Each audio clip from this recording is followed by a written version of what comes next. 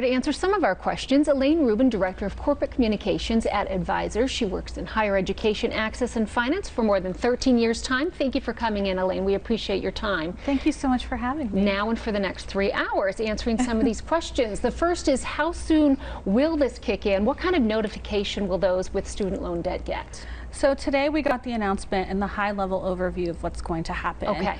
There's a few steps that we're still waiting for information. Got it. Right now, they're saying that there could be some sort of application that's needed from some borrowers. Well, some borrowers will get this automatically. They're saying the application should be ready by the end of the year before the student loan repayment extension is over, but we don't have all the details quite yet. Okay, it's so brand new, it's still coming in.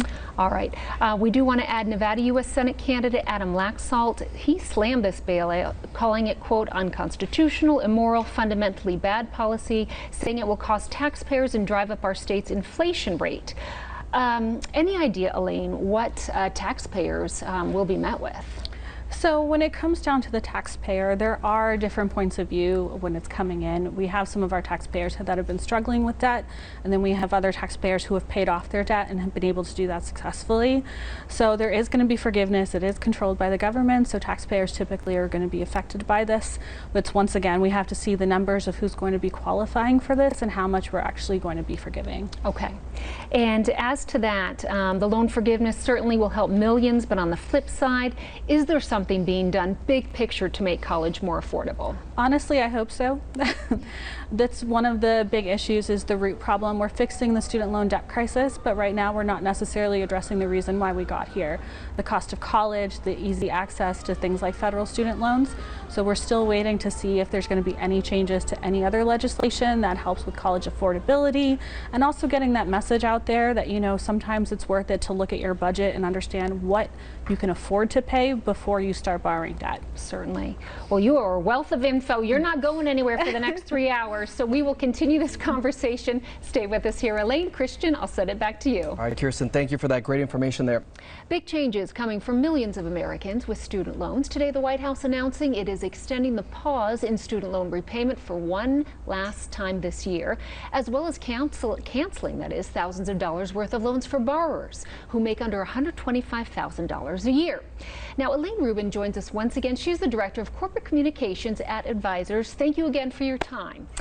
Is there anything borrowers need to know to do with these accounts? I mean, pretty much they've been inactive for the last 2 years.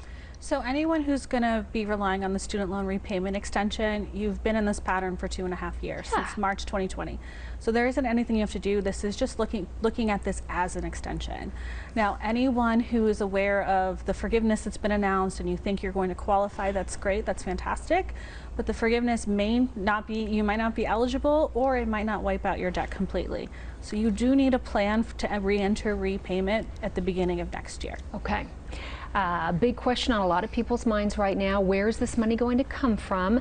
Senator Ted Cruz made some remarks today after President Biden's announcement, saying that taxpayers will be faced with the bill. Let's listen in. I think it is unfortunate to see him spending billions of dollars, which is going to drive inflation even worse. What President Biden has in effect decided to do is to take from working class people, to take from truck drivers and construction workers thousands of dollars in taxes in order to redistribute it to college graduates who have student loans. So, Elaine, you're the expert on this. Where is all this money going to come from? So it is a federal program, a federal relief.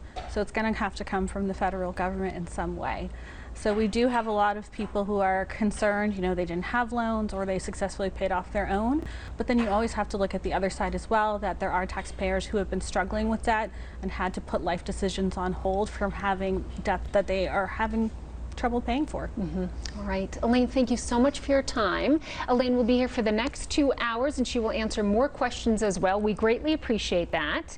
And we do want to let you know as well that to figure how much of your loan will be forgiven, you can log into your federal student aid account. Your dashboard should show a breakdown with this chart on your screen, and will likely differentiate, of course, the amounts in your loans and grants like you see on the screen. And there will be further details, as Elaine said, as time goes by. Christian? All right, Brian, so here to answer some of your questions tonight, Elaine Rubin is the Director of Corporate Communications at Edvisors. So she has worked in higher education access and finance for more than 13 years, kind of guiding people through the process of getting into college. So we thank you for being with us tonight. Thank you for having me. So this is a big deal for millions of people. So whether you owe $20,000, $50,000, $100,000, you automatically are going to take $10,000 off of that today. So essentially, some people will be eligible up to $20,000. Oh, really? Okay. And essentially, that's if you were a Pell Grant recipient. So, and also, there's going to be a few income thresholds as well to qualify. It's $125,000 or less. $125,000 for the individual. Okay. $250,000 for a married couple or a head of household. All right, so chances are many of these people have already had forgiveness because of the pandemic, so they're sort of in the pipeline already for this, right? So they've been on, a lot of student loan borrowers, especially federal student loan borrowers, have been receiving repayment relief, but not necessarily forgiveness through those programs. There have been a few other changes to other things, like if you went to a certain school, you might have seen some forgiveness through an issues that were resolved with that. But essentially with this, this is the other federal student loan borrowers who haven't qualified for any other type of forgiveness who might be seeing up to $20,000 forgiven. So let's be clear, forgiveness is wiped clean, it's just gone off your bottom, off the balance of your checkbook there. Yep, so if you do qualify for it, you'll remove that amount from the amount that you owe. Now, some borrowers we know, especially with average student loan debts being over $30,000, will still have a balance that they have to pay. Sure. They still will qualify for that student loan repayment relief, especially those borrowers who have already been receiving that since March of 2020. Yeah. But that's going to end at the end of the year, so I always urge those borrowers in repayment to come up with a plan to take on that debt come the new year. Right, because it's still out there, even though you just have a little bit more time to take a look at it.